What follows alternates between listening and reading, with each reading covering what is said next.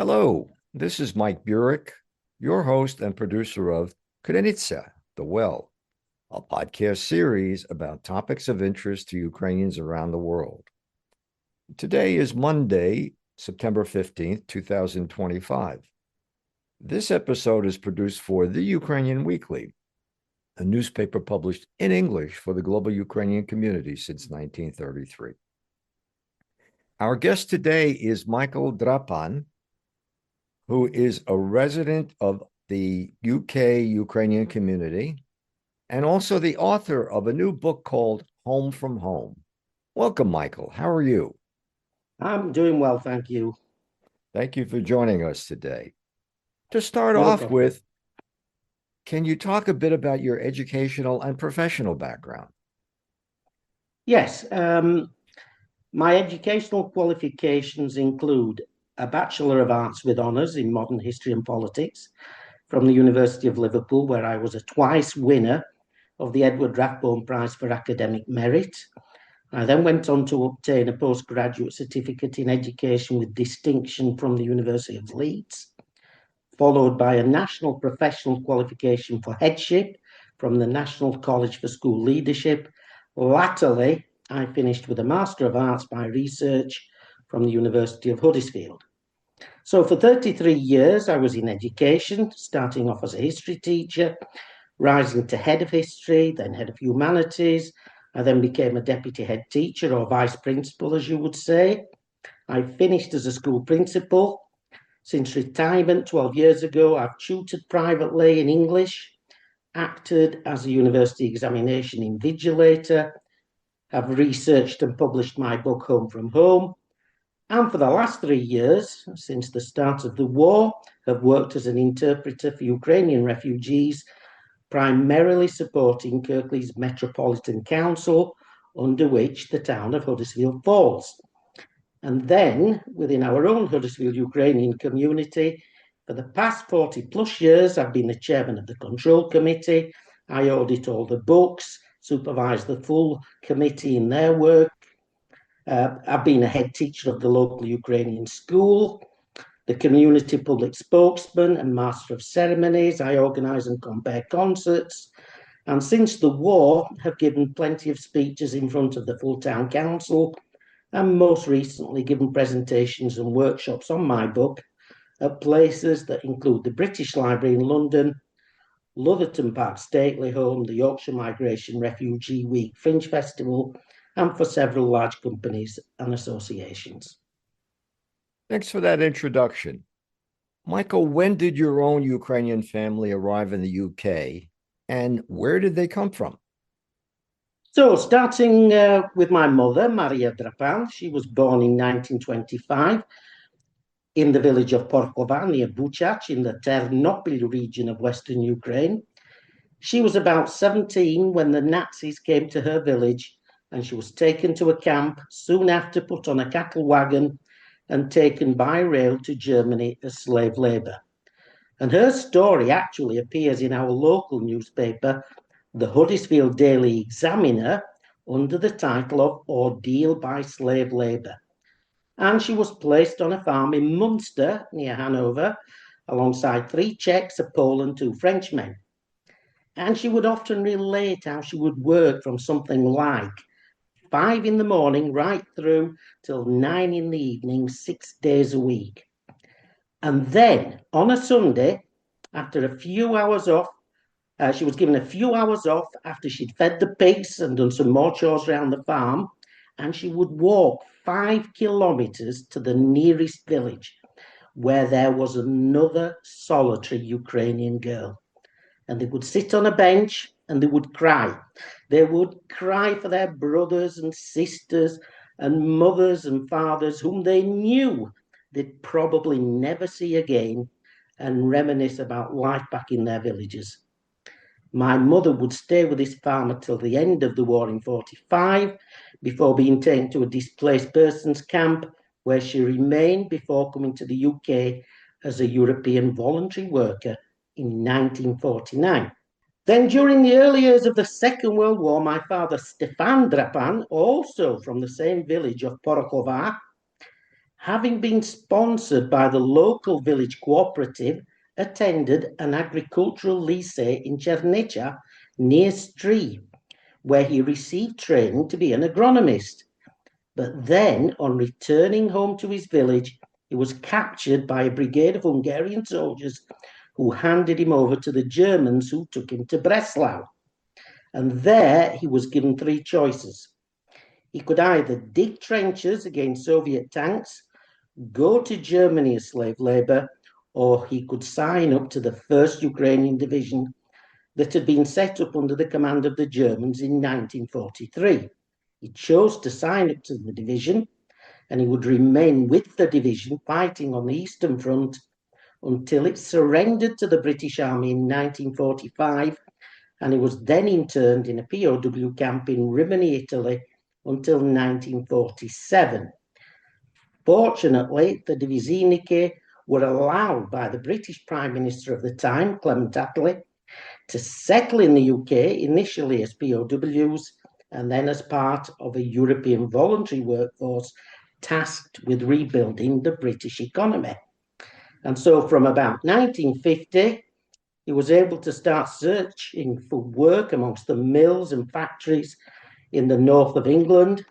Mum and Dad came together, married in the industrial city of Bradford in 1951, before coming to Huddersfield, which was famed for its woolen trade, in 1953.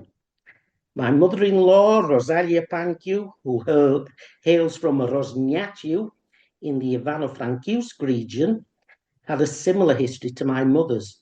She would often recount to my wife Hanya how when she first arrived in Germany, the Bavor, the farmer she was allocated to, would put a yoke around her neck and force her to pull a very heavy plough manually across the fields, until the day when a passing local Bürgermeister, town councillor, saw this and considered it too cruel and had her transferred to a different farm. She would meet and marry my father-in-law, Mikola Pankiu, from near Drohobych, whilst he was in a displaced persons camp in Bielefeld, Germany, in 1947. He'd been taken to Germany by force to work in the coal mines of Gelsenkirchen near Essen. And he would often tell us how he'd spend 12 hours underground, and then on coming up to the surface, he would have to sprint back to his barracks whilst dodging Allied bombs that were dropping all around him. In 1948, Mikola was allowed to come to Huddersfield to work as a fettler in the textile industry, with Rosalia joining him a year later. Michael, when and why did you decide to write a book about the Ukrainian community in Huddersfield? Well, I'd long thought about writing a book, especially when I retired as a principal in 2013. Additionally, the committee of the Association of Ukrainians in Great Britain, Huddersfield branch, had also been encouraging me for some time to write one, as they wished to create a permanent record of what had been achieved by the Huddersfield Ukrainian community. In particular, they wished to document how we'd established and developed a wonderful cultural and social hub in a Grade II listed Georgian villa that belonged to a renowned textile magnate, architecturally probably the best Ukrainian club in the UK in terms of building and grounds, where we could preserve our history, language and traditions whilst maintaining links with our homeland in Ukraine. And so in 2018, I embarked on writing my book. But as I wanted it to be considered a serious piece of research, I enrolled at Huddersfield University on a Master of Arts by Research programme. However, the maximum word count for a master's thesis was 25,000 words, and I'd already drafted some 110,000 words. So in the event, the first 3 chapters of the book became the thesis, while another 6 chapters and some 280 photographs were added on. I completed the book in 2022, but my original publishers, who launched it in the British Library in London, never recovered from the negative effects created by COVID and went into liquidation. But gladly, it was finally released by Troubadour Publications in June this year. How did you select who would be interviewed for the book? In selecting who would be interviewed for the book, I began in earnest by talking to all the remaining original founders of the community who were still alive in 2018 and not too frail to be interviewed. This included 6 men and 2 women, all between the ages of 90 and 98. The reason there's a discrepancy in genders is that 4 times as many Ukrainian men than women had settled in Huddersfield after the war. I then tried to interview representatives of all generations associated with the club, both male and female, and especially those who played a prominent role in the political, cultural, and social life of the club. I implored interested parties to come forward, including those who, for whatever reason, had disassociated themselves from the club, to understand their perspectives too. No one was deliberately left out, and the viewpoint of the younger generations was also sought. And what challenges did you face as you wrote the book? I suppose one of the biggest challenges was determining which narrations were clear and accurate, not over dramatized or affected by faded memories or inaccuracies or trauma. And there was also still a reticence by certain interviewees to disclose information from the past regarding certain sensitive topics. For example, the activities of the OUN or anti-Semitism. Indeed, one former Divizinik, for example, at the conclusion of his interview stated, "Please be careful who you speak to," and that was only 3 years ago, whilst another one refused to discuss anything to do with religion or politics. Some of the interviewees had, of course, forged or destroyed documents or had changed their identities. People further recalled how before independence, there was always the danger of putting your families back home in Ukraine in difficult positions because letters were constantly checked by the Soviet KGB. And in some cases, this mentality still prevailed. There was also the problem of getting a true perspective of Ukrainians from across the country. The majority of Ukrainians settling in Huddersfield, some 90%, were actually from Western Ukraine, from Halachina. And the few from southern, central, and eastern Ukraine who'd come to Huddersfield had all passed away. This also reflected in religious differences. Most Huddersfield Ukrainians supported the Ukrainian Catholic Church and still do, although for a short time there was a parish of the Ukrainian Orthodox Church, but that too had folded when I began my research through lack of numbers. Fortunately, I was able to glean important information from the children of these early settlers. The same can be said of a second Ukrainian club that existed in the town that came under the umbrella of the Federation of Ukrainians in Great Britain, as opposed to the Association of Ukrainians in Great Britain. It became apparent that people who joined this club had their own individual grievances or different political viewpoints from those who frequented the much larger Association Club. And some people might also argue that undocumented historical sources of evidence can be unreliable. But it's very important to realise that a number of very important revelations came when socialising over a drink. Michael, is the Huddersfield Ukrainian community facing any decline as the first World War II generation of newcomers passes away? When I began researching the book, I, amongst others, was certainly concerned that there had been a gradual decline within the community since our parents, the first generation of Ukrainians to settle in Huddersfield, had begun to pass away.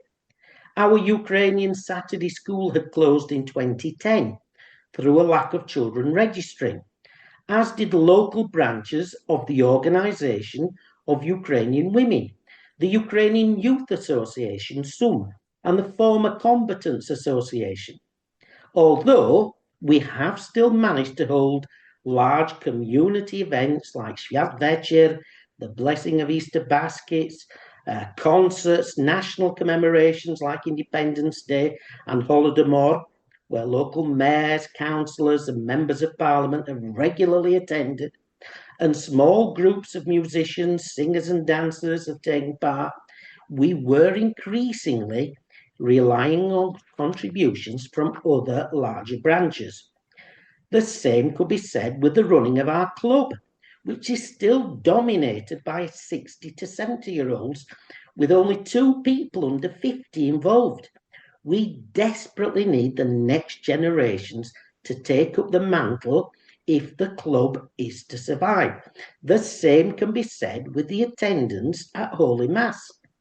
Indeed, this was one of the major objectives of the book, to inspire our children and grandchildren to preserve our history, language, and traditions by becoming more involved in participating and organising Ukrainian events, and especially in fighting for the continued freedom and sovereignty of our homeland.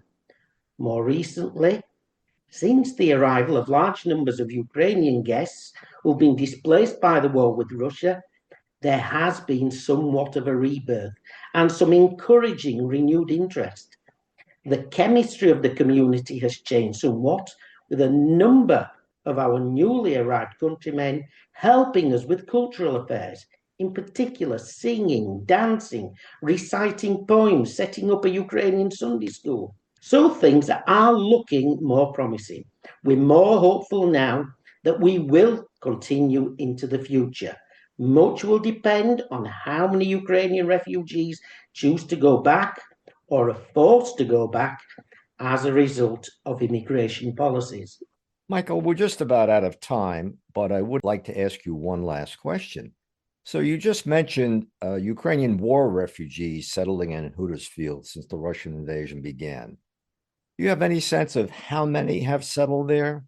Yes, I believe between 300 and 400 Ukrainian refugees have come to Huddersfield since the outbreak of war. Some may have returned home. Many arrived on the Homes for Ukraine sponsorship scheme run by the government through local town councils.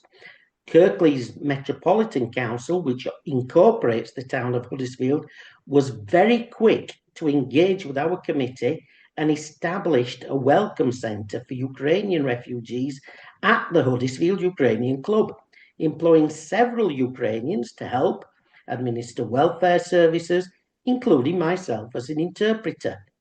The centre originally opened for 3 full days a week, but now only operates for 1 day a month as the pace of new arrivals has reduced to a trickle. Council officers conduct initial assessments, they help with housing problems, they find suitable rental properties.